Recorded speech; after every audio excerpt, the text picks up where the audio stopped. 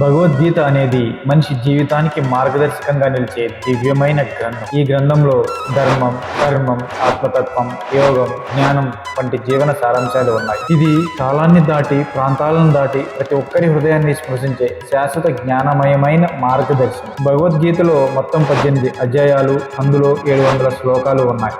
అవేంటంటే అర్జున విషాద యోగ 46, సాంఖ్యయోగ 72, కర్మయోగ 43, జ్ఞాన కర్మ సన్యాస యోగ 42, కర్మ సన్యాస యోగ 29, ధ్యాన యోగ 47, జ్ఞాన విజ్ఞాన యోగ 30, అక్షర బ్రహ్మ యోగ 28, రాజ విద్య రాజగుహ యోగ 34, విభూతి యోగ 42, విశ్వరూప దర్శన యోగ 55, భక్తి యోగ 20, క్షేత్రజ్ఞ విభాగ యోగ 35, గుణత్రయ విభాగ యోగ 27, పురుషోత్తమ యోగ 20, దైవాసుర సంపత్ విభాగ యోగ 24, శ్రద్ధాత్రయ విభాగ యోగ 28, మోక్ష సన్యాస యోగ 78. ఈ శ్లోకాలను ప్రతిరోజు ఒక అధ్యాయం చొప్పున చదివితే 18 రోజుల్లో భగవద్గీతను పూర్తి చేయవచ్చు. మీరు రోజుకి ఒక శ్లోకం చదివితే 700 రోజులు పడుతుంది. ఇది చాలా అద్భుతమైన ఆలోచన కదూ. ప్రతిరోజు ఒక భగవద్గీత శ్లోకంతో జీవితాన్ని ఆరంభిద్దాం. అది మనకు ఆధ్యాత్మిక స్ఫూర్తిని,